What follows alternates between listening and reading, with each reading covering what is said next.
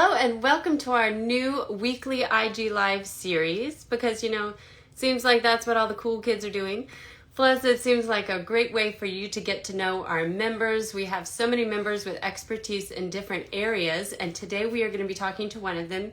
Her name is Wenjen, and she is at Pragmatic Mom, but she is also the co-founder of Multicultural Children's Book Day, also soon to be known as Read Your World.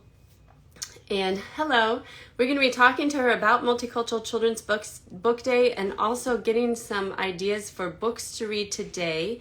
So happy Martin Luther King Day, everyone here. So she says she has a pile of books to share with us today. Hello. Happy MLK Junior Day. Yes.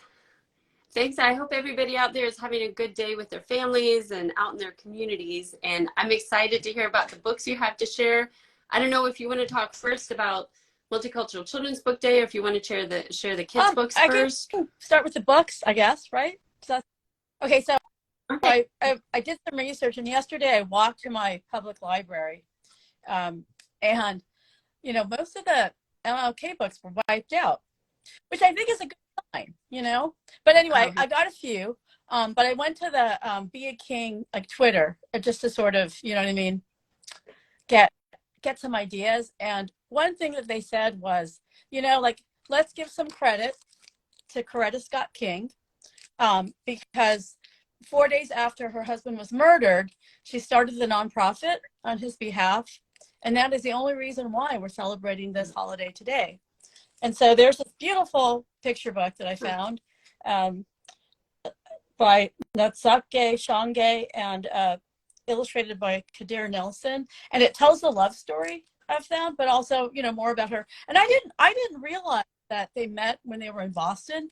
So she was studying voice. So it's probably a conservatory. It could have been like New England Conservatory or Boston Conservatory. And then he was getting his master's in theology at Boston University. And it's just like a beautiful picture book. And it just kind of shows, like that whole adage about behind every great man, there's, like a strong, incredible woman. And she's absolutely that woman. So just to kind of follow up, because I didn't realize she had such a beautiful voice, but like a beautifully classically trained voice, and did concerts, to raise money. But then let's not forget another civil rights activist, Fannie Lou Hamer, who also used her incredible voice. And another civil rights activist who was inspired by Martin Luther King. So I thought I would add her. Another beautiful picture book. It doesn't have the sticker because I think I bought it before. But Caldecott Honor, Carol Boston Weatherford. Honestly, if you want to read Black history, just read every single one of her books. And Equa Holmes. This was her first picture book ever. And Equa Holmes was discovered because one of the editors at Kenilworth Press was kid played soccer and they stopped for ice cream in West Roxbury and she happened to have her artwork on the walls of the ice cream shop. So speaking of other people inspired by Martin Luther King or stood by him side by side, like Fannie Lou Hamer, John Lewis, who we lost recently, but an incredible 3-book graphic novel series. So just like in case people want other formats. And then Rosa Parks as well, another Caldecott Honor by Nikki Giovanni, illustrated by Ron Collier. Also it's just like a greatest hits of also authors and illustrators that cover. And I didn't realize that everything was happening in Birmingham, Alabama, that when Rosa, didn't get up for the bus, that prompted, it sort of brought, sort of like the perfect storm. Martin Luther King was there and he was on his pulpit. And, it was sort of like you had the right people at the right time. And it sort of all came together. In a sense of like how incredible everyone was there all at the same time. And, for history to unfold. So here's another one that I got in my library about Martin Luther King by his niece, my Uncle Martin's Words for America. Um, and so Angela Ferris Watkins, PhD, she is his niece, and Eric Velazquez, also incredible illustrator and author, wrote that. But then something that I read also, I looked up, and it basically said that, okay, of course, Martin Luther King was all about racism and fighting racism, but the whole idea of like woke, like, this woke, and what was the genesis, or what was the history of woke? And what I learned is it really came from Martin Luther King.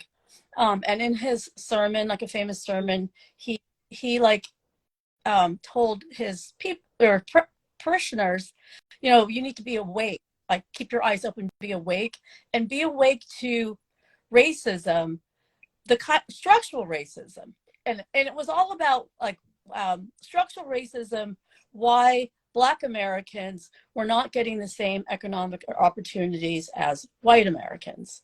And so it's that invisible racism that isn't the ugliness of being called names, but it's actually more powerful.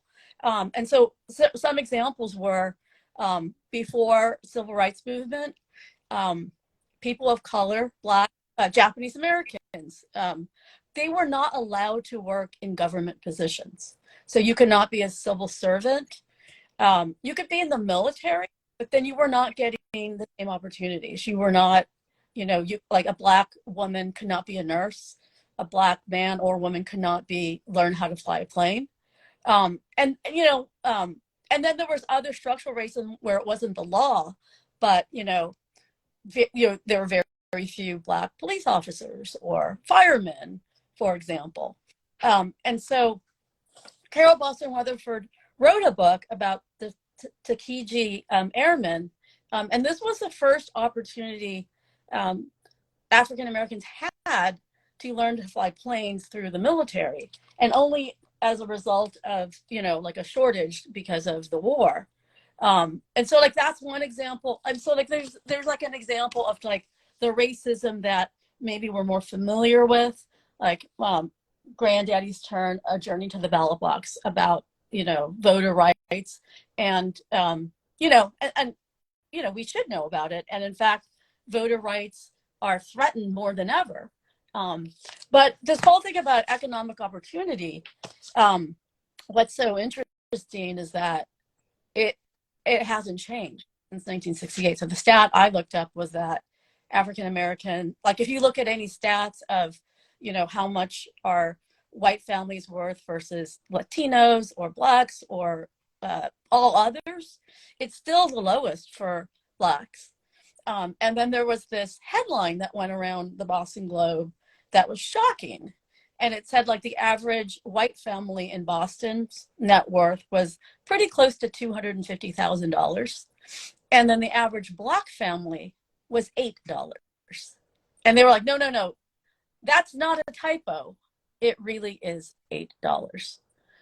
And part of the reason is, the structural racism of laws, but also just like invisible, like they used, they kind of used like behind the scenes. Like, so I'll give you a couple of examples. So where I live in Newton, we're like 7 to 9 miles west of Boston. And they put a new highway, I don't know, like 20, 30, 50, I'm not even sure, through, it's called the Mass Pike. So it connects, Boston through Newton and, goes forever. And you know how highways, they have certain parts of the highway that have to be straight so they can use it for, like an emergency, like air, for planes to land. And that has to be every certain segment. But then the rest of it, like the parts in between the straight parts, can be curved.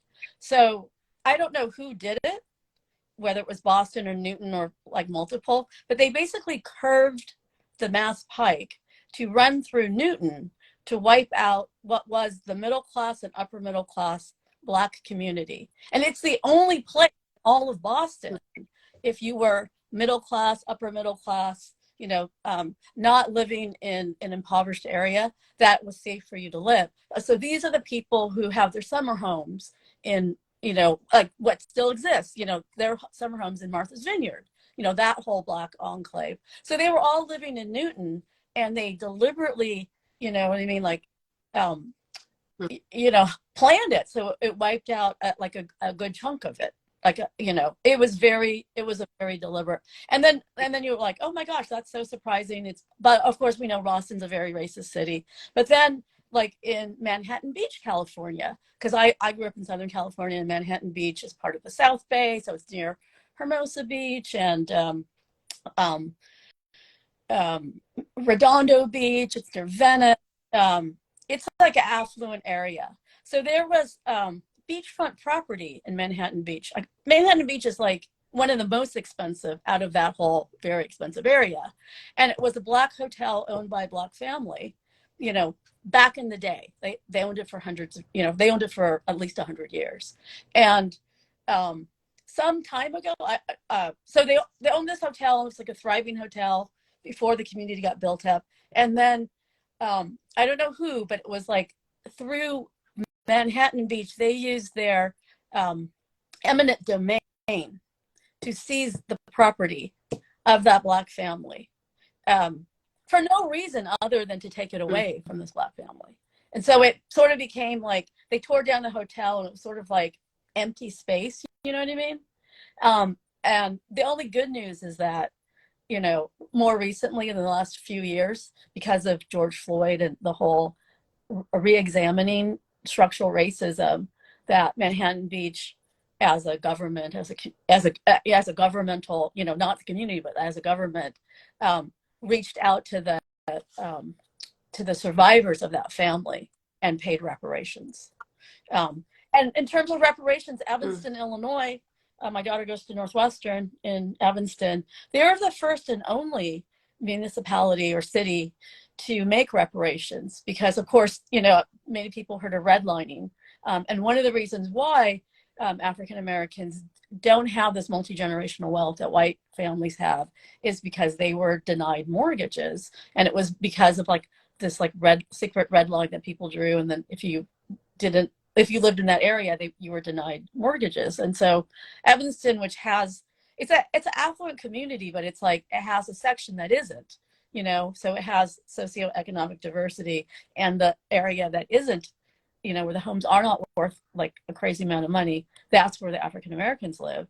And so it was like this, you know, red line example. And so they're paying reparations, and they're doing it in the form of very low interest loans to make up for the inability to buy homes. And I thought that was really that was a great way to address this.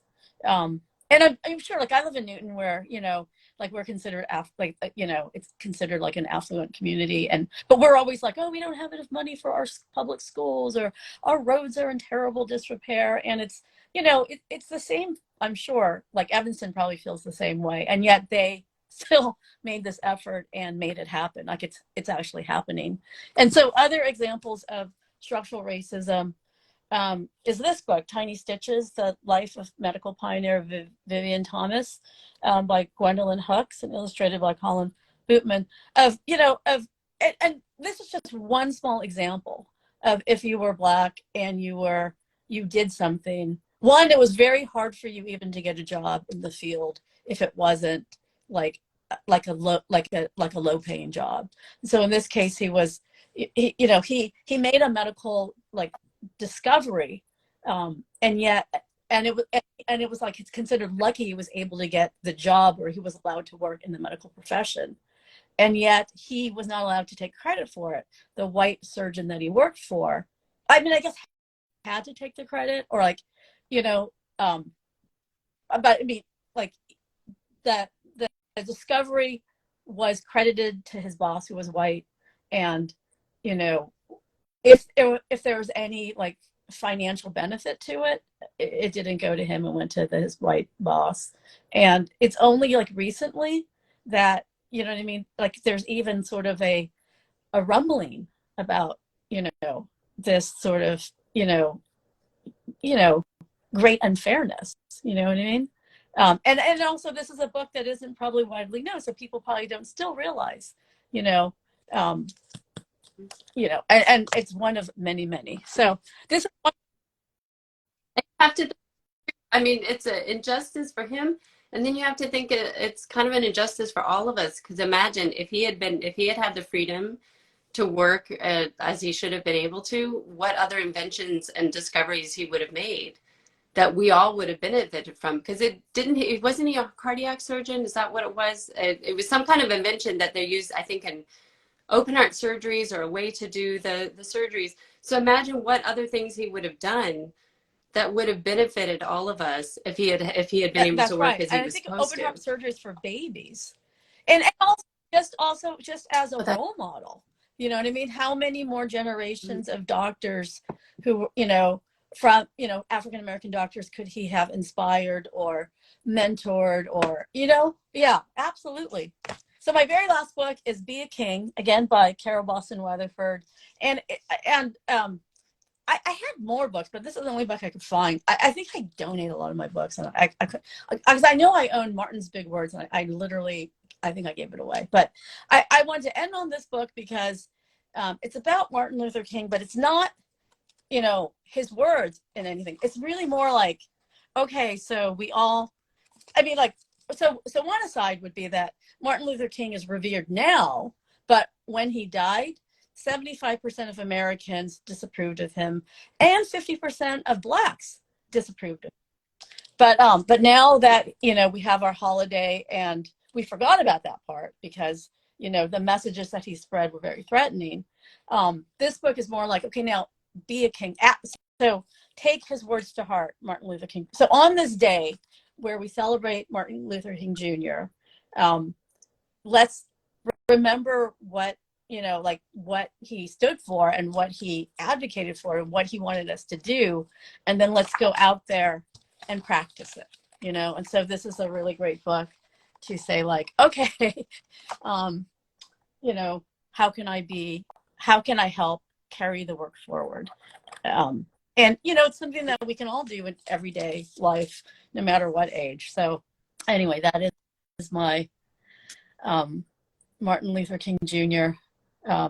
Research that I did, and they actually unveiled a new sculpture in the Boston Public Garden that is also a tribute um, to his wife and Dr. Martin Luther King Jr. So I haven't seen it in person, but it looks pretty interesting.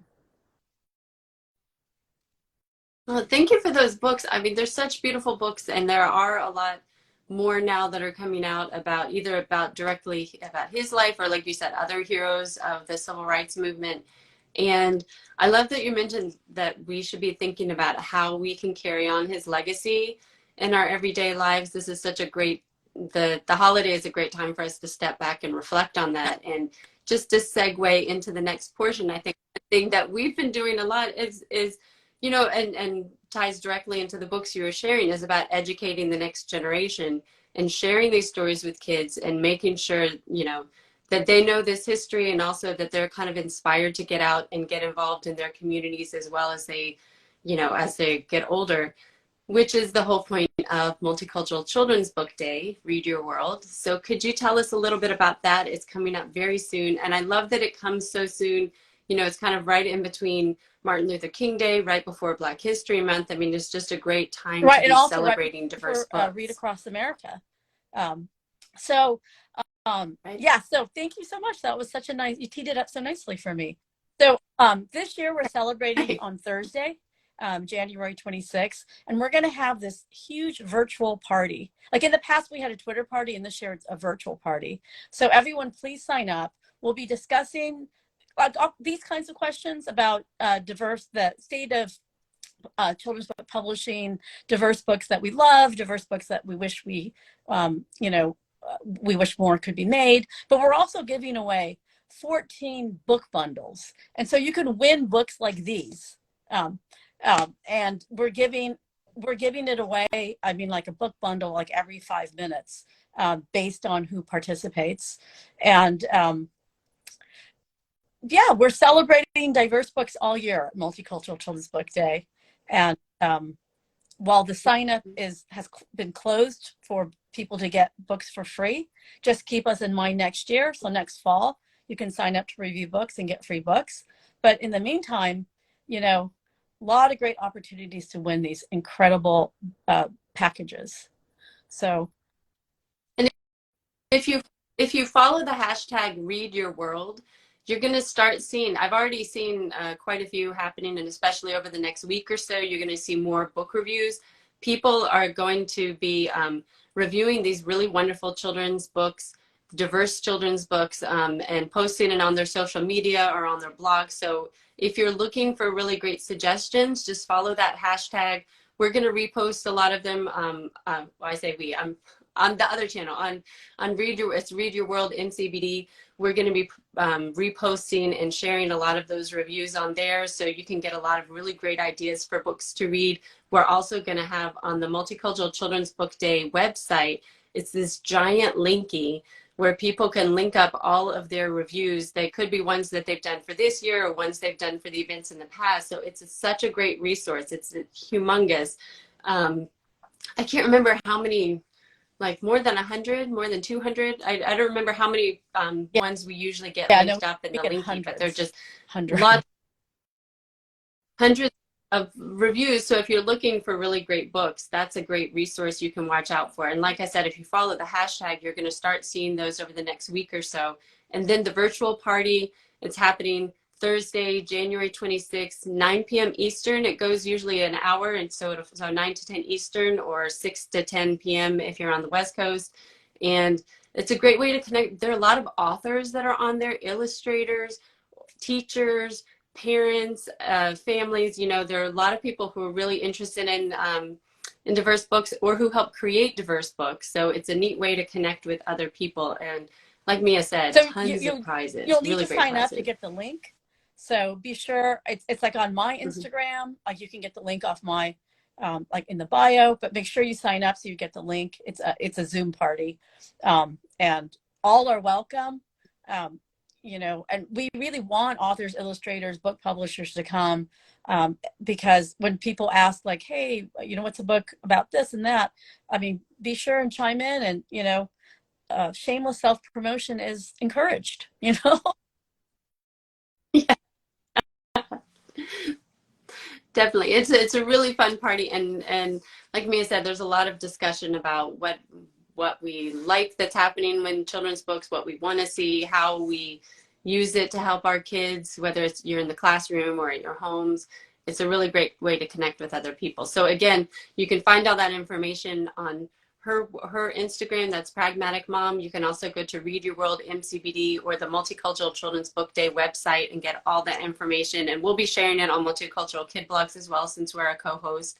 So if you're when in doubt, you can find So all I of mean, that at our bio as well. speaking of So structural racism, Multicultural Children's Book Day, we have a book, you know, a classroom kit on structural racism, and that came out of the discussion because one of our questions is, what should we do for our next classroom kit? So this year we did one on mental health during stressful times, which was also a result of people saying, you know, that would be a good idea. So you can help suggest what we should do for this upcoming year.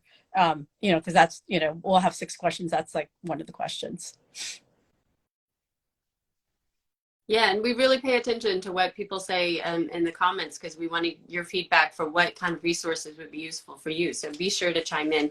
And like she said, you have to sign up to go to it because it's a Zoom party, so you have to get the link in order to do that. But it's really easy to do. It's very Great. simple. Well, I hope you guys all come. It's just, Well, it's coming up so quickly. And we're also doing a series of giveaways. Like every Monday we have like a book list.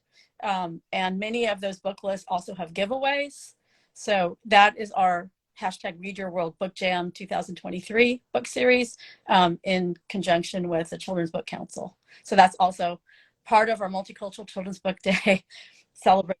That is like, you know, it's a month long intensive, but then we do celebrate all year. yes, including IG lives, lots of book lists. We did a lot for Autism Awareness Month last year. And, you know, so we always try and make sure that you have the resources available all year long that you are looking for. Mia, thank you so much for joining us. I know you're really busy getting ready for the big day. Again, that's January 26th. The Zoom party is 9 p.m. to 10 p.m. Eastern on the 26th. So thank you for taking the time to talk with Oh, us and thank you sharing so all much those for wonderful having me. books. All right. Bye, Bye. everybody.